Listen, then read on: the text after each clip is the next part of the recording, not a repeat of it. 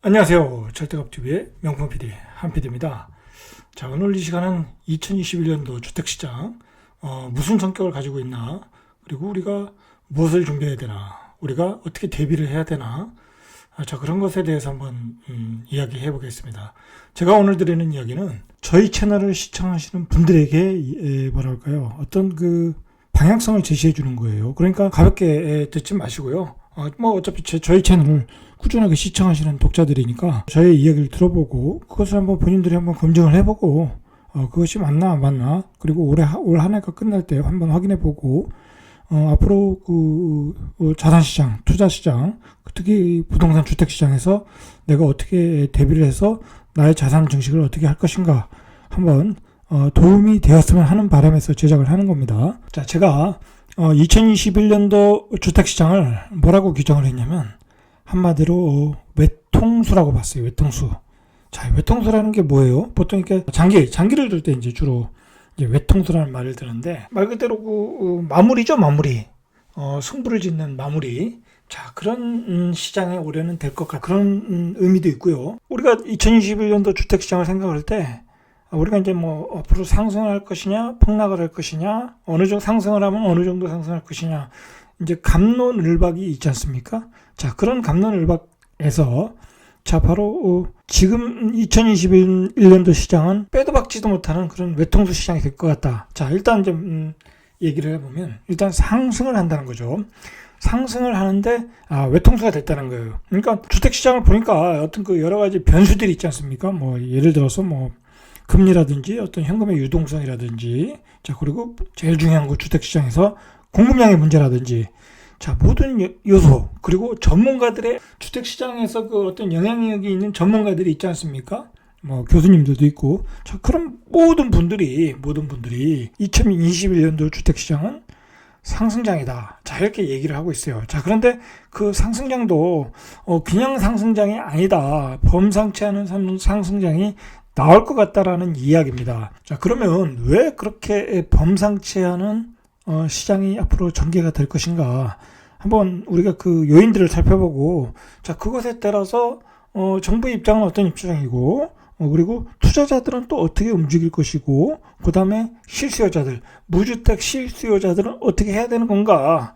한번 우리가 각각 그 계산을 해보자는 거죠. 각각 사람에 따라 입장이 다 틀린 거니까, 정부 입장도 틀리고, 투자자, 다주택자의 입장도 틀리고, 무주택자의 입장도 틀리고, 우리가 이제 요번 상승사에 그래서 가장 중요했던 것은 뭐냐면, 왜 이렇게 폭등장이 왔나? 자, 폭등장이 온 것은 이제 더 이상 말할 필요도 없이 이제 저금리와 유동성이죠. 저금리와 유동성, 공급 물량 부족인데, 자, 거기다 결정타. 물론 이런 시장을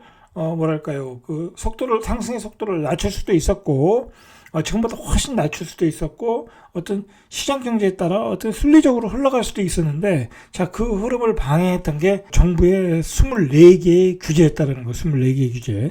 자, 그 24개의 규제는 결국은 공급량을 억제하는 정책이었다는 거예요, 공급량을. 새로 신규 주택의 신규 공급량을 억제하는 정책이라기보다는 기존의 구축들 물건들, 그 다음에 기존의 신축들이 물건들이 시장에 자율적으로 나오지 않게끔 만들었다라는 거예요. 자, 그러니까 대부분의 물량들이 다 증여로 갔어요. 아무리 종부세를 때려도, 아무리 재산세를 높여도, 아무리 보유세를 높여도 다 증여로 갔다라는 거예요. 증여로 갔다. 자, 그리고 60%, 70%의 중과세를 때리는데 어느 누구도 내가 가지고 있던 주택을 내놓고서 몇 억씩 세금을 내라고 하니까 시장에 내놓지를 않더라는 거예요. 그러니까 시장에 매물이 없다라는 게 요즘의 현장의 분위기예요. 자, 그러니까 시장이 왜곡을 하면서 이렇게 기이한 상승을 만들었다라는 거예요. 기이한 상승을. 자, 이거 뒤에서 이야기하겠지만 요즘 서울의 사대문 안에 있는 신축들, 강북에 12억 하던 게 15억 가는 것도 있고, 이제 12억 거래는 아주 노멀하게 거래가 되고 있다라는 거예요. 엄청나게 이제 가격이 올라온 거죠. 그게 이제 12억 가던 것들이 보통 5억, 6억 분양가가 2배 이상 올라가지고 거기서 또 올라갈 방향으로 가고 있다라는 거예요. 자, 그런 시장을 만드는데 제일 기여했던 게 바로 규제였다는 거예요. 그런 축이 하나 있고, 어떤 또 축이 하나 있냐면, 자, 이제 우리가 이번 주택시장의 어떤 폭등은 투기 세력들이 기승을 부렸다. 그 사람들이 시장을 교란시켰다라는 얘기를 해요. 자, 그것은 일부 맞는 얘기이고 일부 또 틀리는 이야기예요. 자, 분명히 이번 시장에 투자자들은 엄청 많아졌어요. 그리고 그 사람들이 지방시장에 가서 지방시장을 교란하고 있는 것은 맞아요. 자, 맞아요. 자, 그러나 서울에 있는 시장들, 예를 들어서 경기도에 있는 시장들, 뭐 그런 시장을 투기 세력들이 교란을 했다고 보기는 그것도 얘기하기가 쉽지는 않아요. 왜냐하면 거기는 시장이 너무나 크기 때문에 투기 수요가 이렇게 뭐 시세를 조작하거나 그럴 수가 없는 시장이에요. 그런 점들이 있다는 건 지방마다 틀리다, 지역마다 틀리다. 자, 그런데 무슨 문제가 있냐면은 주택시장이 최근에 어떻게 됐냐면 투자층들이 많아지면서 주식시장처럼 돼버렸다는 거예요. 주식시장처럼. 자, 이게 무슨 얘기냐면 주식시장이라는 게 뭐예요? 쉽게 거래를 하는 거잖아요. 쉽게 거래. 사고 팔았다가 쉬운 거예요. 거기 뭐 양도세도 안 내고 하니까. 거래세만 내면 되니까.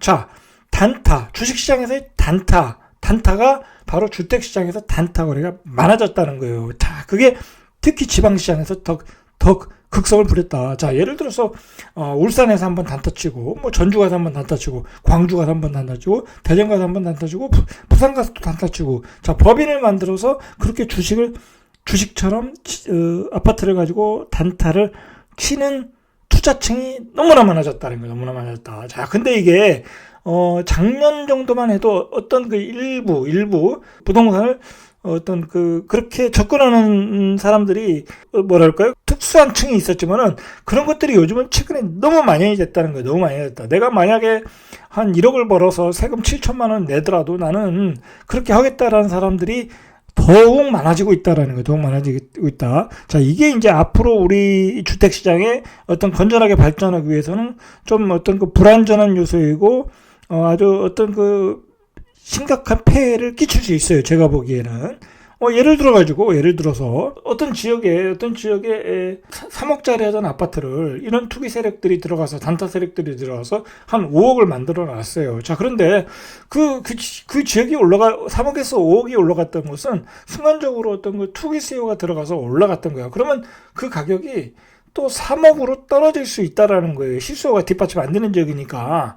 뭐 30만, 50만의 도시들은, 그리고 옆에서 또 계속 신규 아파트를 공급하잖아요. 그럼 떨어질 수밖에 없어요. 서울 수도권은 다르다는 얘기죠. 그 3억이 되고 또 2억 5천이 되면 또 투기 수요가 또 들어올 수 있다라는 거예요. 자, 그러면 누군가는 고점에 있어서 계속 물린다는 거죠. 물린다. 자, 그러한 시장이 계속 전개될 수 있다라는 거예요. 이게 주택을 주식처럼 생각하는 분위기가 이번 상승 사이클에서 만들어졌다. 이것도 큰 문제였다. 2020년도에. 자, 우리가 한번 꼭 되짚고 봐야 될 문제이다. 근데 정부가 이걸 법으로 어떻게 막을 수도 없는 거예요. 오히려 정부는 그걸 더 줄이고 있더라는 거예요. 왜?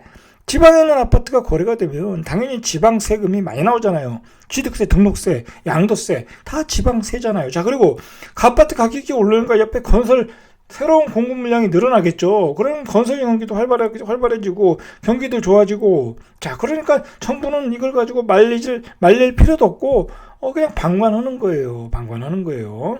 자, 어쨌든 그 얘기는 뒤에서 한 번 더 하고. 자, 유동성은 폭발적이다. 자, 이거 중요한 얘기예요. 지금 시장은 뭐 우리가 맨날 하는 얘기지만 또 분위기가 달라졌어요. 요즘에 미국이 경기 부양, 2차 경기 부양을 하고 매주 600달러씩 지급을 하고, 이제 달러들이 엄청나게 또 이제 공급을 하지 않습니까? 자, 그렇게 달러가 제가 떨어지니까 그 달러가 결국은 대한민국으로 들어오는 거예요. 대한민국의 삼성전자, 우량주를 사기 위해서, 대한민국 코스피 주식을 사기 위해서 들어오더라. 자, 그러면 우리나라 사람들이 가장 많이 들고 있는 주식이 또 삼성전자잖아요. 대부분의 투자가 50%, 60%가 삼성전자에 하고 있다고 그래요. 그러면 그 삼성전자의 가격이 4만원, 6만원, 8만원까지 올라가지 않았습니까? 자, 그럼 8만원, 그러면 5만원, 6만원 샀던 사람이 8만원, 10만원이 되면, 예를 들면, 자, 그 돈이 또 긍통치가 2배가 되는 거잖아요. 그 돈이 주식을 팔고 또 어디로 가겠냐, 분명히 또 주택시장으로 온다. 자, 그럴 수밖에 없는 게, 내가 이제 그 주식 투자해서 돈을 많이 벌었고, 이제 그랬는데, 내가 제일 먼저 사고자 하는 게 뭐겠습니까? 제일 먼저 사고자 하는 거는, 집과 자동차예요, 결국은. 자, 그러니까 좋은 주거지로 선택을 할 것이다. 자, 그러면서 이제 우리 결국 외국에서 들어오는 달러들은 우리 주식시장을 거쳐서 다시 부동산 시장으로 유동성을 공급해주는 원인이 된다. 그렇게 되고 있다는 거예요. 자, 그리고 유동성이 또 늘어나는 한 축은 또 뭐냐면 예전에는 그 투기, 투자, 뭐 아파트에 대한 투자 그런 걸 전혀 모르는 사람들이 대부분이에요. 투자자는 뭐 10%도 안 돼요. 제가 보기에는. 자, 그렇게 살던 사람들이 이제 옆집에서 아파트 투자해서 몇 억을 벌고 그것 가지고 옮겨가고 벤츠를 사는 걸 본 거예요. 본 거. 자, 그러니까 그 사람들이 나도 투자를 해야 되겠네. 자, 그래서 그 계좌에 있던 돈을 다 끄집어내서 갭 투자를 하고 있더라는 거예요. 갭 투자를. 자, 그래서 유동성이 또 공급이 되더라는 거예요. 자꾸 시장의 참여자가 늘어나고 있다. 어떤 전문적인 투자층, 그리고 일반 투자층, 그 다음에 아무것도 모르는 사람들이 또 투자로 들어오고 있다. 자, 그러니까 요즘 뭐 그냥 어디 공준이, 뭐 조치원이니, 뭐, 그 변두리까지, 도시의 변두리까지 막 그 썩다리 아파트들, 뭐 1억 이하의 아파트들, 다 그런 것들을 사고 있는 거예요. 말도 안 되는 상품들을 사고 있다라는 거예요. 자, 이렇게 시장의 규모가 커졌다. 자, 그것은 투자자들이 많아졌다. 전문 투자자, 그 다음에 그 전문 투자자로부터 배운 사람들, 일반 투자자들이 돈을 버는 것을 본 일반 시민들까지 다 참여하는 분위기로 지금 가고 있다라는 거예요. 자, 그래서 옆집 아줌마가 벤츠로 바꿨다라는 거예요. 옆집 아줌마가 벤츠로 바꾸니까 열이 받겠죠. 꼭지가 돌겠죠. 나는 월급쟁이로서 평범하게 잘 살았는데 이게 아니구나. 세상은 이렇게 살면 안 되는구나. 우리도 투자를 해야 되겠다. 자, 그런 분위기로 갔다. 자, 그래서 전국 소도시까지 시장이 퍼졌다. 시장의 규모가 커졌고 시장의 유동성이 풍부해졌다라는 거예요. 그게 2022년도 말년의 시장이라는 거예요. 자, 그래서 전국 시장이 다 불장이 되고 전국 시장이 불장을 넘어서 소도시까지 불장이 되고 이제는 미분양 지역, 마이너스 지역까지 다 들어가고 있는 거예요. 저한테도 그런 얘기가 들어와요. 그런 사람들이 무엇을 사야 될까? 자, 그런 게 지금 팩트라는 거예요. 또 얘기했듯이 지금 시장은 외통수 시장이다. 아무리 봐도 주택시장이 떨어질 기미가 없어요. 자, 떨어질 수 있는 요인은 정부의 정책을 바꾸는 거예요. 기존의 정책을 바꾸는 건데, 제가 예전에도 얘기했듯이 이 좌파 정부는 이념을 가지고 주택시장을 접근하는 정부이기 때문에, 그리고 이제 그 사람들의 사상 자체가 이 부동산에 대한 시각이 아주 냉혹해요. 이 부동산을 통해서 자산을 증식하는 것에 대해서는 엄청난 알레르기, 거부 반응이 있다라는 거예요. 그건 학생운동 시절부터 다 그렇게 배운 거예요. 그렇기 때문에 절대로 이념이 바뀌지 않는다. 자, 그러니까 이제 변수가 다 없어지는 거예요. 그 사람들이 정책적인 어떤 그 방향만, 그리고 정책만 바꾸면은 시장의 공급 물량이 확 늘어날 수 있어요. 예를 들어서 투기과열지구의 중과세를 폐지한다. 그러면 물량이 많이 나오겠죠. 그럼 가격이 평정이 되는 거예요. 시장 경제로 가는 거니까. 자, 그런데 그럴 일은 전혀 없더라는 거, 전혀. 그런데다가 새로운 국토부 장관이 왔는데, 자, 우리가 그 변창훈 국토부 장관이 왔는데, 그분은 또 이게 전 장관님보다 더 이념이 확실하신 분이잖아요. 자, 그래서 그게 요즘 논란이 되고 있잖아요. 자, 그러니까 바꿀 생각이 없다. 이게 주택시장은 주식시장하고 틀려요. 주식시장은 아무리 올라가도 말 그대로 다음날 내가 유상증자합니다. 자, 회사에서 어떤 주식에서 유상증자합니다 하면 그날로 주식은 꼬꾸라지는 거예요. 그냥 공시하면. 자, 근데 아파트 시장은 안 그렇잖아요. 공급 연령이 딱 정해져 있고 실수요자들은 많은데 다 우리가 5년 뒤에 10년 뒤에 신도시 만듭니다. 자, 그러면 그게 그 사람들이 대기를 할 수 있냐 이거예요. 대기가 안 된다는 거예요. 대기를 하려고 또 전세로 살아야 되잖아요. 전세 물량이 없잖아요 지금. 자, 그러니까 안 된다는 거예요. 공급 물량이 부족한 구간이 2020년도보다 25% 감소했다라고. 25%가 거기다가 임대차 보호 3법을 하니까 전세 가격이 폭등을 하고, 자, 그러다 보니까 앞으로 2021년, 2022년도 갈수록 물량은 급격하게 감소를 하고 있다. 자, 서울 같은 경우는 절반이 감소한다고. 절반이. 자, 우리가 이거 간다는 거예요. 공급 물량이 줄어들면 전세 가격이 상승하는 거예요. 전세 가격. 이건 공식이에요. 자, 그러면 전세 수요가 전세를 못 얻으니까 매매 수요로 돌아선다. 매매 수요로. 자, 그러니까 가뜩이나 시장의 신축에 대한 매매 물건 자체가 없잖아요. 이제 뭐 거래를 못하게 만들어 놨잖아요. 뭐 들어가서 또 2년 거주해야 되니까. 자, 그리고 전매 제한, 분양권 전매 제한 해놨으니까 신축 물량은 하나도 없고, 그러니까 매매 수요로 돌변했는데 매매 물건이 없다. 가격이 급등할 수밖에 없다라는 거예요. 한국은행에서 주택가격 소비자 동향 지수를 조사해 보니까 10월 달에 이걸 CSI라고 하는데 10월 달에 122였어요. 자, 근데 지금 132까지 올라갔다고 그래요. 이게 무서운 거예요. 주택 가격 소비자 동향 지수가 132까지 올라갔다. 자, 이 원인은 바로 이제 저금리와 풍부한 유동성, 전세 가격 급등. 자, 이런 요인으로 2021년 시장은 외통수 시장이 되고 있다라는 거예요. 아까도 얘기했듯이 제 개인적으로 생각할 때는 가장 무서운 것은 유동성이다. 유동성. 자, 유동성 중에서 가장 무서운 것은 지금 주식 시장이 화랑이고 비트코인도 3,000달러를 넘었고, 자, 비트코인도 이제 3,000달러 넘으면 비트코인을 들고 있는 사람들이 있을 거 아니에요. 자, 그래서 그 사람들이 그거 팔고 이익 실현하고 어디로 오겠냐, 이게 어디로 오겠냐. 자, 고급 주택을 사러 오는 거예요. 돈을 많이 번 사람은 결국 상급지로 오게 돼 있는 거예요. 삼성전자 8만원, 10만원 넣으면 또 팔고 오는 거예요. 자, 시장의 유동성은 이렇게 엄청나게 늘어나고 있다. 자, 그리고 상기 신도시가 아직 보상도 안 받았어요. 자, 이제 보상도 올해 말 정도 되면 이제 보상금이 나올 수 있잖아요. 자, 그러면 그 보상금이 또 주식시장, 또 부동산 시장 다 거기로 들어오는 거예요. 돈이 풀린다는 거예요. 돈이 풀린다. 자, 가장 무서운 것은 바로 유동성이다. 그리고 거기다 공급 물량도 부족하다. 그리고 상기 신도시도 거기에 살고 있는 사람들이 이제 집을 다 허물고 나와야 되잖아요. 자, 그러면 또 멸실이 되잖아요. 그러면서 또 새로운 전세 수요가 발생한다. 이 시장은 외통수로 가고 있다는 거예요. 건설산업연구원에서 전국 전세가 상승률을 올해 뭐 4.4%였는데 내년에 5%, 더 올라간다 이렇게 보고 있는 거예요.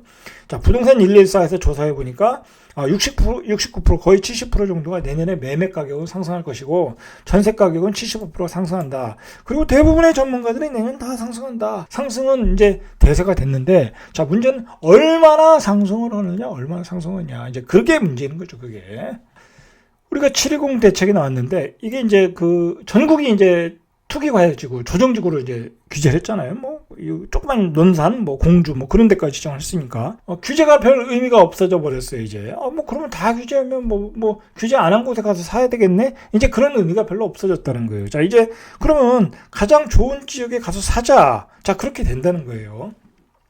자, 그래서 이제 720 대책이 무력화되고 있다라는 얘기가 나오는 거예요. 그저께 그 뉴스를 보니까, 동대문구 전농동에 있는 국평 84제곱미터짜리가 신축 같아요. 한 몇 개월, 3개월 전에 12억 5천이었던 게 15억까지 갔다고 그래요. 이게 이제 강북 그 사대문 안에 있는 역세권이겠죠. 역세권 아파트도 이제 15억이라는 얘기, 15억. 자, 15억이면 강남에 구축도 한 2, 3억 더 주면 살 수 있어요. 이제 그렇게 가격이 올라가고 있다라는 거, 올라가고 있다. 자, 이게 문제인 거예요, 이게 문제.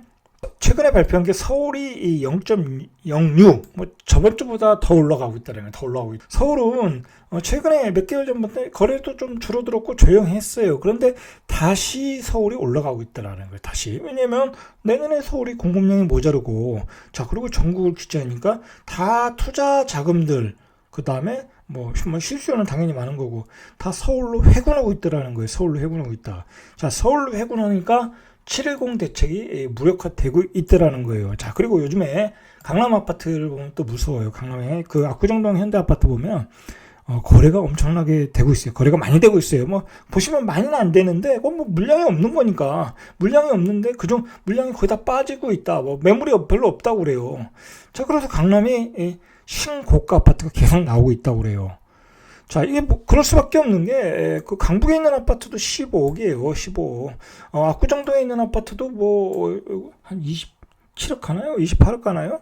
뭐 좀 좋은데 뭐 24억, 5억짜리도 있겠죠. 이제 가격 차이가 별로 안 나게 되는 거예요. 자, 그러니까 강남으로 다시 이렇게 밀려 들어오고 있다. 강남이 또 신고가를 만들고 있다라는 거예요. 전국의 아파트 가격이 올라가니까 강남의 아파트 가격이 싸 보이는 거죠. 거기다가 강남의 전세 가격이 폭등을 했잖아요. 그러니까 거기다가 갭 투자가 들어가고 있다는 게, 갭 투자가. 이왕이면 강남에 투자하자. 뭐 그건 뭐 대한민국 그 투자자들이 모두가 원하는 그림이잖아요. 전국 돌고 다시 강남으로 돌아오고 있더라. 자, 이번 주 보니까 송파구가 0.1% 상승했어요. 엄청 상승한 0.1%면 자, 서초구도 0.09, 강남구도 0.05에서 0.08 이렇게 가격이 오르고 있더라는 거, 오르고 있더라. 2020년도에 서울이 통계로 보니까 6.9%가 올랐대요. 그런데 2021년 전망이 나온 게 강남이 한 3% 정도 오를 것이다. 자, 강북이 한 5% 정도 오를 것이다라고 이야기를 하고 있어요. 자, 이거는 이제 비교적 보수적으로 잡은 거예요. 보수적으로 잡은 거예요. 자, 수도권 시장도 0.2에서 0.2. 자, 이렇게 오르고 있더라는 거예요. 방향이 우상향하고 있더라는 거예요. 자, 수도권 시장도 아직까지는 물량 구간이에요. 자, 그런데 내년으로 들어가면 수도권도 물량이 급감을 하죠. 급감을 하면 이 퍼센테이지가 더 높아질 확률이 높더라는 거예요. 높아질 확률이. 이러한 시장에서 우리가 무엇을 믿어야 되나? 우리가 한번 생각을 해보자는 거예요. 우리가 이제 정부에서 이야기할 때 3기 신도시를 기다려라. 자, 그런 이야기를 하고 있어요. 자, 근데 요즘 최근에 그 서울에서 분양하는 걸 보면 뭐 몇백 대 1이에요. 몇백 대 1. 웬만한 가점 가지고는 되지도 않아요. 뭐 3기 신도시는 뭐 분양가도 싸니까 더 말할 것도 없겠죠. 자, 내 것이 되기 힘든 상황이 될 수 있다라는 거예요. 3기 신도시는. 자, 그걸 이제 각자가 가지고 있는 가점을 가지고 판단하면 되겠죠. 그리고 작년이죠 벌써. 작년 뭐 6월달, 7월달 수많은 공급 계획을 내놨어요. 서울의 미니 신도시, 용산, 뭐 태릉, 그다음에 각종 짜투리 땅으로 진다고 하는데 별로 진전되는 게 없어요. 진전되는 게 뭐 나온 게 없잖아요. 뭐 그다음 나오는 건 없고 오히려 뭐 그 지역에서 반발하는 이야기만 있어요. 과천 같은 경우도 그랬고 태릉도 그랬고. 자, 그러다 보니까 또 계속 공급량 나오니까 호텔까지 등장을 했던 거예요. 자, 그러니까 계획만 많았지 뭐 진전되는 게 없더라. 자, 이게 현실이라는 게 현실. 실제로 작업에 들어가니까 진행이 안 되더라는 거예요. 자, 그런데 지금 분위기는 연말 분위기는 과열 구간으로 벌써 진입을 하고 있다고 어떤 통계 수치가 나오고 있더라는 거예요. 나오고 있더라. 공급 부족, 유동성, 그 다음에 지금 자산시장의 어떤 최대 팽창, 부동산 주식시장, 지금 주식시장이죠. 지금 코스피가 2,802인가요? 자, 이제 앞으로 3,000이 되려면 200 정도 남았어요. 자, 근데 3,000이 되는 것은 제가 보기에는 시간 문제예요. 시간 문제. 분명히 3,000을 찍을 것 같아요. 제가 보기엔. 뭐 3,000 이후에 어떻게 될지는 저도 잘 모르겠지만. 자, 어쨌든 3,000이 되면 우리의 그 주식시장의 시가총액이 늘어나고 거기서 너무나 많은 유동성이 나올 것이다. 자, 그게 또 결국은 대한민국이 가장 선호하는 상품 부동산으로 들어간다. 이러니까 시장이 과열로 갈 수밖에 없다. 제가 걱정하는 부분은 이게 뭐가 또 걱정하냐면 주식시장도 이렇게 폭등을 하죠. 비트코인도 폭등을 하죠. 부동산 시장도 이렇게 달아오르고 있죠. 자, 이렇게 되면 어떤 그 투자의 심리가 극도로 이렇게 흥분된 시기가 돼버린다. 자, 흥분된 시기가 오면은 주식시장도 마찬가지지만 부동산 시장도 이게 상승 각도가 카지노 각도가 나와버려요. 카지노 각도가 급등 각도가 나와버린다는 거예요. 이성을 잃어버려요. 사람들이 이성을 잃어버리는 거예요. 계속 오르니까 계속 오르겠죠 하고 덜컥 사면서 어떤 가격에 거품이 생긴다는 거예요. 자, 그러한 시기로 지금 들어가고 있다는 거예요. 그런 시기로. 자, 정부는 집권을 위해서는 어떤 뭐 좌파 정권이든 우파 정권이든 뭐 집권을 위해서는 세수가 필요한 거예요. 재정이 필요한 거예요. 재정은 세수에서 들어오는 거니까 세금이 필요하다. 자, 그런데 지금 뭐 우리가 대기업이나 뭐 잘 돼서 뭐 돈을 많이 거둘 수 있는 것도 아니고 뭐 사람들이 카드를 많이 써서 거기서 뭐 부가가치세를 거둘 수도 있는 것도 아니고 정부가 기대할 수 있는 것은 결국은 주택 거래를 통한 어떤 그 양도소득세, 취득세, 그 다음에 주식 뭐 거래세 뭐 그런 걸 통해서 들어오는 걸 최고 바람직하게 생각을 하겠죠. 자, 그러니까 정부 입장에서는 부동산 거래가 활발하게 되는 것을 절대 막지를 않아요. 그리고 집값이 올라가면 뭐 본인들은 지금 세제 개편을 해서 종부세, 보유세 뭐 수조씩 때리겠다고 대기하고 있잖아요. 대기하고 있다는 건 뭐예요? 그냥 올라라 이거예요. 올라라. 때릴 테니까. 자, 정부는 절대로 그것을 막지를 못한다. 막기보다는 방관하는 세력이 될 것이다라는 거고요. 자, 그리고 2021년도에 투자자들은 더욱 공격적으로 나올 수밖에 없어요. 왜냐면 예를 들어서 전국을 돌아다니면서 투자를 많이 하신 분들이 있잖아요. 자, 그런 분들이 많은 자산을 늘렸어요. 많은 자산을.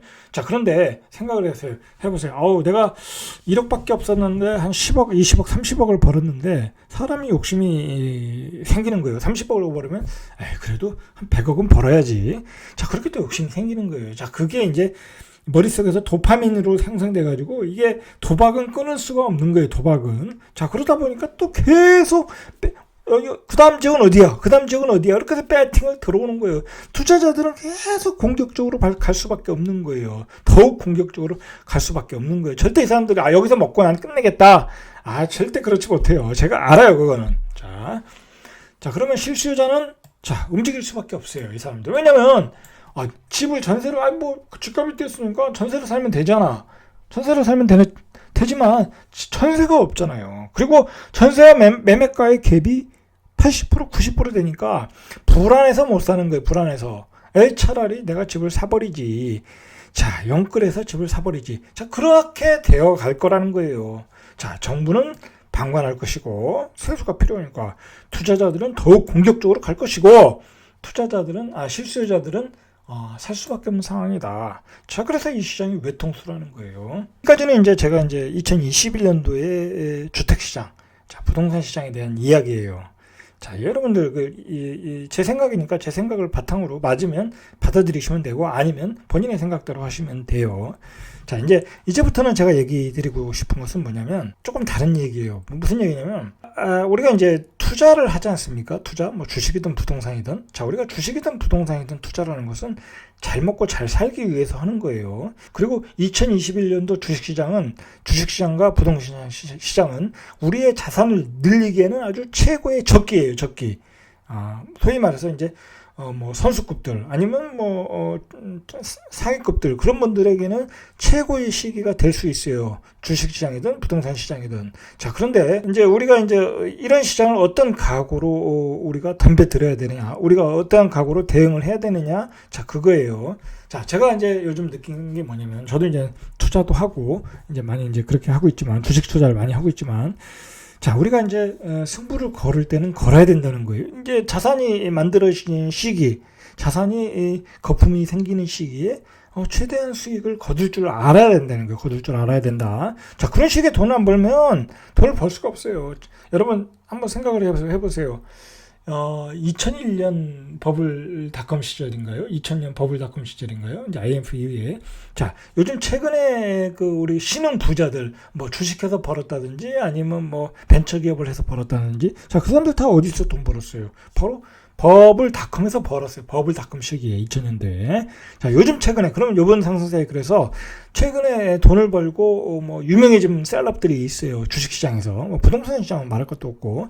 자, 예를 들어서 주식시장에서 미국 주식에 투자하신 분 유명한 분이 있는데, 자, 그분이 테슬라를 2억에 샀다고 그래. 2억 원어치 샀다고 그래. 아주 쌀 때. 그래서 그게 지금 자산 가치가 25억, 10배가 됐다고 그래. 10배. 자, 그분 유명해졌잖아요. 자, 그분은 그런 버블을 먹은 거죠. 테슬라가 지금 버블이 깼는지 안 깼는지 모르지만 어쨌든 10배 올랐으니까 어느 정도 버블은 낀 거잖아요. 그 버블을 예상하고 배팅을 해서 크게 먹은 거예요. 마찬가지예요. 지금도 우리가 그런 버블 시기에 있다. 자, 버블 시기에 있으면 그 버블을 먹을 줄 알아야 된다는 거예요. 버블을 먹을 줄 알아야 우리가 투자자로서 아니면 내가 투자를 한다고 할 때, 나는 지금 흙수저인데, 금수저의 삶을 살겠다고, 우리가 그런 생각으로 승부를 거는 거지 않겠습니까? 20%, 10%, 20%, 30% 먹으려고 투자하지 않는 거잖아요. 그렇잖아요? 2배 먹으려고? 2배도 약하잖아요. 이왕 하는 김에, 우리가 흙수저의 인생, 금수저로 바꾸려면, 여기 이런 데서 크게 먹어야 바뀌는 거죠.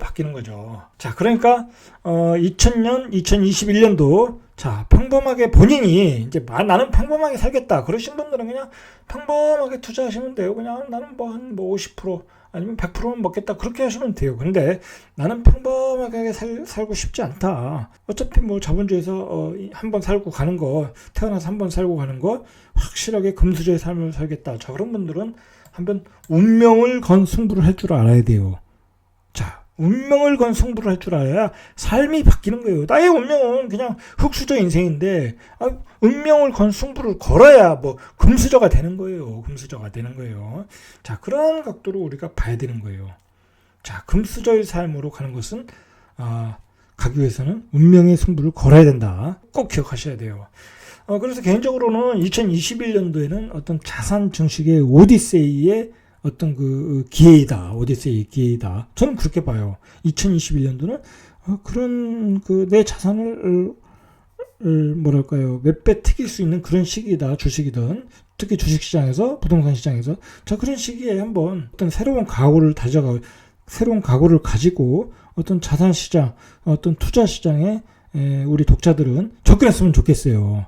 자, 물론 설령 이제 그게 2022년도까지 더 갈 수는 있지만, 자, 분명히 이번에는 기회이다. 자, 이런 기회가 그렇게 많지 않아요. 이렇게 시장의 현금 유동성이 풍부한 시기가 또 오겠습니까? 코로나 바이러스가 또 오겠습니까? 또 오면 안 되겠죠. 자, 코로나 바이러스가 왔기 때문에 우리 경제를 살리기 위해서, 미국 경제를 살리기 위해서 그렇게 많은 돈을 풀어버리는 거예요. 자, 풀어버리다 보니까 버블이 생기고 있는 거예요. 주식시장에서 테슬라가 10배 가고, 그렇죠?